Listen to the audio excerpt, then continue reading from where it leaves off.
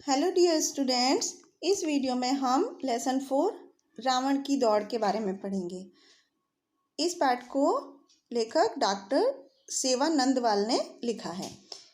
इस पाठ में बच्चों हमें रावण की एक कहानी बताई गई है कि जैसे हम सभी को पता है कि दशहरे के दिन रावण का दहन किया जाता है। तो इस दिन इस कहानी में रावण अपने आप चुनता है, वो एक ही तरह से जलते जलते थक चुका होता है और वो खुद ये तय करने के लिए आता है ज़मीन पर कि उसे किस तरह से इस बार अपना दहन करवाना है। तो बच्चों इस कहानी बहुत ही मनोरंजन कहानी है, इसको हम पढ़ना शुरू करते हैं। तो दशानन रावण ने इस बार कुछ अलग करने का निश्चय किया। दशानन मतलब 10 सिर वाले रावण ने इस बार कुछ अलग तरीके से करने का तय किया और वो अपने दहन का, अपने जलने का एक ही तरीके से अपनाते अपनाते बहुत ही ज़्यादा परेशान हो चुका था, बोर हो चुका था। उसने ये तय किया कि इस बार रावण दहन के दिन मतलब दशहरे के दिन वो पहले वो पूरे शहर को घूमेगा, भ्रमण करेगा और जिस बच्चे का बना हुआ रावण का पुतला उसे सबसे ज़्यादा पसंद आएगा, उसी पुतले के काया में वो प्रवेश करके अपना दहन करवाएगा। तो शहर की सबसे प्रसिद्ध इमारत की छत पर वो उतर गया। सामने के होटल में उसे गिलास चाय पी और निकल पड़ा अपने निरीक्षण अभियान पर, मतलब ये जांचने के लिए कि किसका रावण सबसे अच्छा बना है। तो उसने अपने एक ढोंग रचा, स्वाम बनाया और घूमने लगा। तो सबसे पहले वो पहुंचा तिलक नगर। तो यह 11 फुट का लंबा रावण बनाया था। उसका निर्माण किशोर व शिशिर ने से उसने पूछा, जिन्होंने उसको बनाया था, किशोर व शिशिर ने उस 11 फुट लंबे रावण को बनाया था। तो रावण ने उनसे पूछा कि तुम्हारा रावण तो बहुत अच्छा दिख रहा है। तो शिशिर ने उत्साहपूर्वक बताया कि सबको अच्छा दिखेगा ही, क्योंकि मैंने इसे बहुत दिल से बनाया है। तो रावण उससे पूछता है कि इसकी क्या विशेषता है। फिर वो बोलता है कि मैंने इस बार इसकी बाहरी स्वरूप पर बहुत ज़्यादा ध्यान दिया है ताकि लोगों पर इसका पहला प्रभाव अच्छा पड़े। तो आप देख रहे हैं ना कि इसका स्वास्थ्य कितना गोल मटोल बनाया है। इसमें मैंने 6 महीने के अखबार की रद्दी और अपने कई पुराने कपड़ों को ठूस ठूस कर भरा है। तो रावण ने जानना चाहा कि इसे बनाने में तुम्हारा कितना पैसा लगा होगा। तो शिशिर ने अनुमान लगाकर बताया कि रद्दी और पुराने कपड़ों की कीमत जोड़ लें तो लगभग 500 रुपये लग गए होंगे। तो पहले पुत्र के अट्रैक्शन से प्रभावित होकर रावण दूसरी कॉलोनी में विजयनगर में पहुंचा। तो वहां के पुतले को देखकर वो एकदम हक्का बक्का रह गया, क्योंकि 13 फुट का रावण इतना सजीव लग रहा था कि जैसे अभी बोल पड़ेगा। बहुत ही सुंदर रावण उन्होंने बनाया था।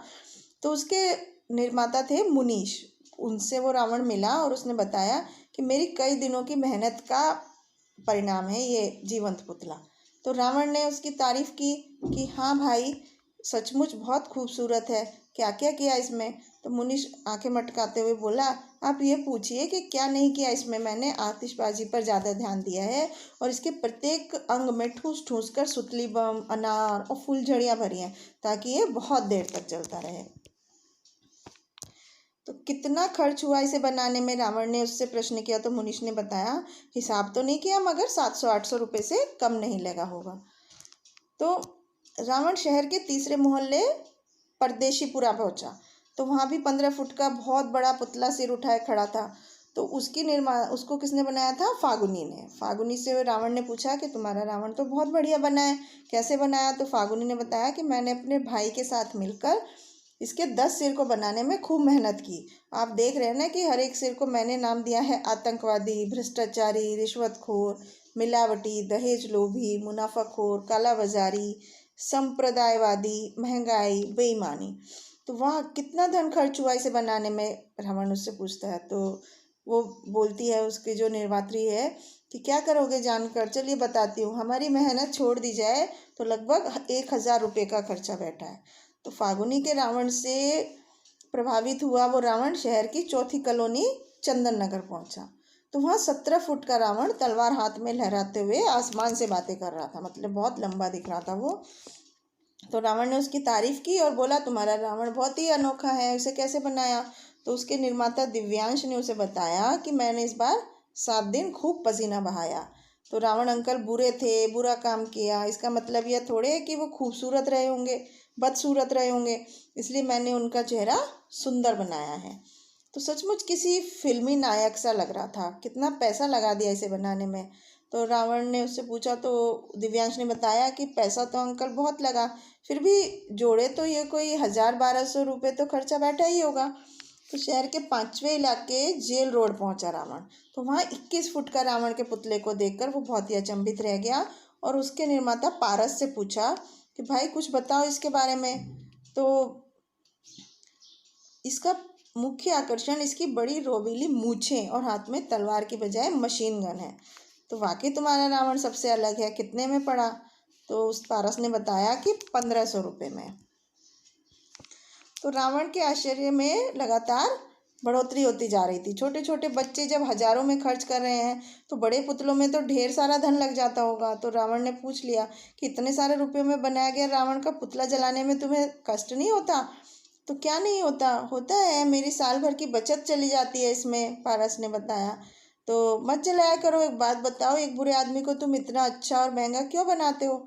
इससे अच्छा तो मुझे जला लो, मैं असली रावण हूँ। तो बेकार ही रावण के मुंह से निकल गया। तो पारस का मुंह खुला रह गया, क्या आप सचमुच के रावण हैं? तो वो बोलता है, हाँ, लेकिन मुझे शहर के और बहुत सारे रावण के पुतले देखने हैं। उनको देखने के बाद मैं तय करूँगा कि कहाँ पर जलूँ। रावण ने उनको ऐसा बोला। तो फिर लेकिन अब जब आपको मैंने पहचान लिया तो आप बचकर कैसे जा सकते हैं? पारस ने उस रावण को बोला। तो कहते हुए पारस उसे पकड़ने के लिए दौड़ पड़ा। तो आगे आगे रावण और पीछे पीछे पारस। तो लगता था कि जैसे दोनों की दौड़ हो रही हो। तो इसीलिए इस पाठ का शीर्षक रखा रावण की दौड़। तो मतलब कि रावण एक अपने दहन के लिए अलग अलग पुतलों को देखता है और किस तरह से वो तय कर देखता है कि बच्चे कितनी मेहनत करते हैं और अपने साल भर का बचा हुआ धन उन पुतलों को बनाने में लगा देते हैं और कितना उससे आनंद लेते हैं। तो इस कहानी का उद्देश्य मनोरंजन के साथ साथ ये भी है कि आमदनी भी होनी चाहिए। तो बच्चों, ये था एक रावण की कहानी जो कि बहुत ही मनोरंजक थी। आशा है आपको समझ आई होगी। Thank you.